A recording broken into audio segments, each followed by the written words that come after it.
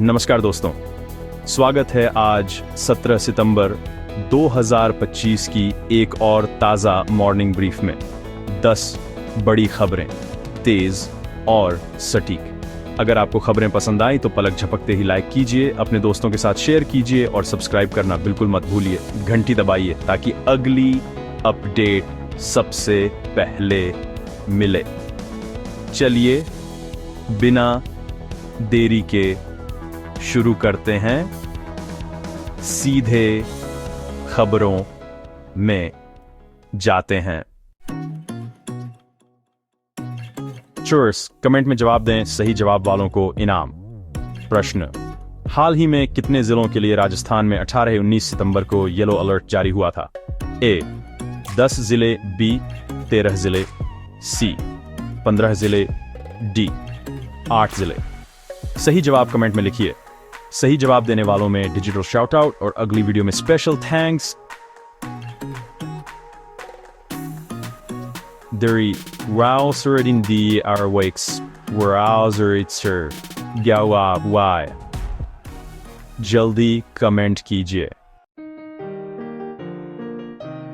UP ई चालान माफी परिवहन विभाग ने 2017 से 2021 के सभी गैरकर ई चालानों को बाय ऑपरेशन ऑफ लॉ समाप्त मानते हुए पोर्टल पर 1 महीने के अंदर स्टेटस अपडेट करने का आदेश दिया है। टैक्स या गंभीर धाराओं वाले केस बाहर रहेंगे, फिटनेस परमिट, HSRP जैसे दिक्कतें हटेंगी और नए स्टेटस से आम लोग राहत की उम्मीद रख रहे हैं।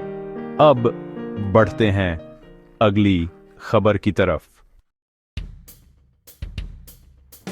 राजस्थान मौसम अपडेट IMD के अनुसार इस बार मानसून लगभग 3 दिन पहले विदा होने लगा है और बारिश का दौर थमता दिख रहा है। पूर्वी राजस्थान के 13 जिलों में 18-19 सितंबर के लिए येलो अलर्ट जारी है। पश्चिमी हिस्सों में फिलहाल कोई अलर्ट नहीं है। किसानों और प्रशासन ने सावधानी और जल निकासी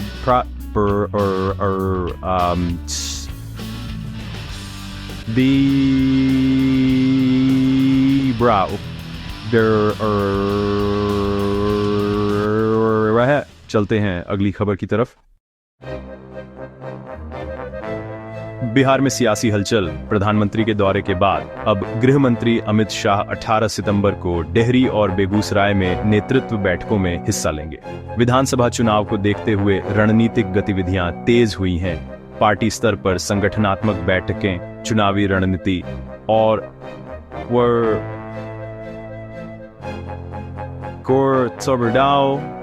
फोकस बनाया जा रहा है ताकि ग्राउंड लेवल पर तैयारियां पूरी हों। अब बढ़ते हैं अगली खबर की तरफ। National top news morning brief. Sahastradhara. Dehradun में बादल फटने से तबाही की खबर प्रमुख रही। साथ ही देशव्यापी सुर्खियों में ITR डेडलाइन और अन्य नीतिगत अपडेट्स शामिल हैं। सुबह की टॉप स्टोरीज का संकलन रिपोर्टर और संपादक दोनों के लिए फास्ट रिस्पॉन्स बनकर उभर आए। आपात स्थिति, प्रशासनिक बदौलत, राहत प्रयास और पब्लिक सलाह पर जोर दिया जा रहा है। अब बढ़ते हैं अगली खबर की तरफ। वक्फ कानून बहस। सुप्रीम कोर्ट के हालिया निर्देशों के हवाले से वक्फ बोर्ड में गैर मुस्लिम नियुक्ति जैसे प्रस्तावों पर जमात-ए-इस्लामी हिंद के अध्यक्ष सैयद सदातुल्लाह हुसैनी ने असहमति जताई। उन्होंने सरकार को असंवैधानिक शक्तियां देने का आरोप लगाया और संवैधानिक दायरे की रक्षक वकालत की।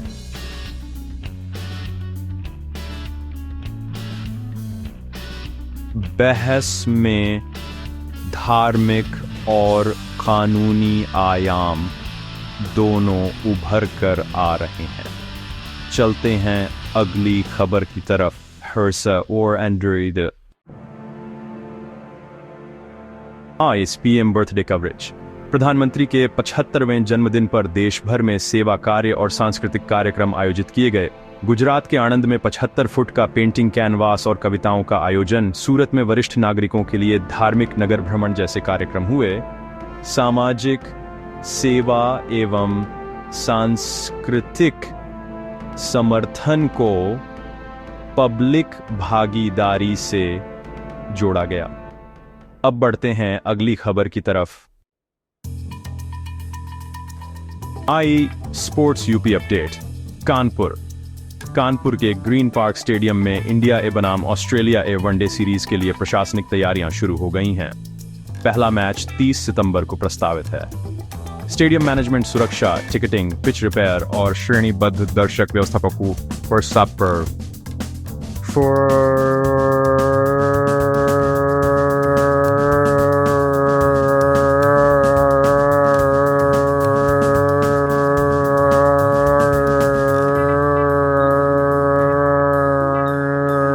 स्थानीय दर्शक अनुभव और खिलाड़ी सुरक्षा दोनों सुनिश्चित हो। चलते हैं अगली खबर की तरफ।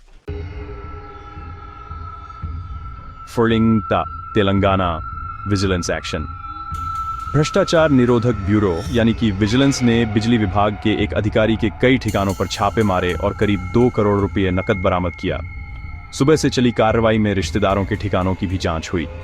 इस पूरे प्रकरण ने विभागीय जवाबदेही और सरकारी ट्रांसपेरेंसी पर एक नई बहस छेड़ दी है। अब बढ़ते हैं अगली खबर की तरफ। Cyber crime crackdown. Jharkhand CID की साइबर यूनिट ने फर्जी ट्रेडिंग ऐप के जरिए करोड़ों की ठगी करने वाले गिरोह का भंडाफोड़ किया और नागपुर से 2 आरोपियों को गिरफ्तार किया। जांच में ऐप के फ्रॉड मॉडल और मनी लॉन्ड्रिंग चैनलों का खुलासा हुआ। अधिकारियों ने उपयोगकर्ताओं को सतर्क रहने और सिर्फ आधिकारिक चैनलों से ही निवेश करने की सलाह दी है। चलते हैं अगली खबर की तरफ। एमपी यानी मध्य प्रदेश के इंदौर में हादसा। इंदौर एयरपोर्ट रोड पर एक अनियंत्रित ट्रक ने कई गाड़ियों को टक्कर मारी। सड़क पर भीषण हादसे की दृश्यात्मक रिपोर्टिंग इस बार प्रमुख रही। स्थानीय आपात सेवाओं ने मौके पर राहत पहुंचाई और घायलों को अस्पताल भेजा। ट्रैफिक और सड़क सुरक्षा के मुद्दे एक बार फिर से सुर्खियों में आए हैं और अधिकारियों से सख्त कार्रवाई की मांग उठी है। कैसी लगी आपको ये सारी खबरें? मुझे कमेंट्स में जरूर बताइए। अगर वीडियो अच्छा लगा हो तो इसे लाइक कीजिए और अगर आपने चैनल को सब्सक्राइब नहीं किया है तो अभी सब्सक्राइब कीजिए। साथ ही घंटी के निशान को दबाना मत भूलिएगा ताकि आपको हमारी हर नई वीडियो का नोटिफिकेशन सबसे पहले मिले। मैं फिर मिलूंगा ऐसी ही अच्छी और खास खबरों के साथ। तब तक के लिए जय श्री राम, जय हिंद, वंदे मातरम।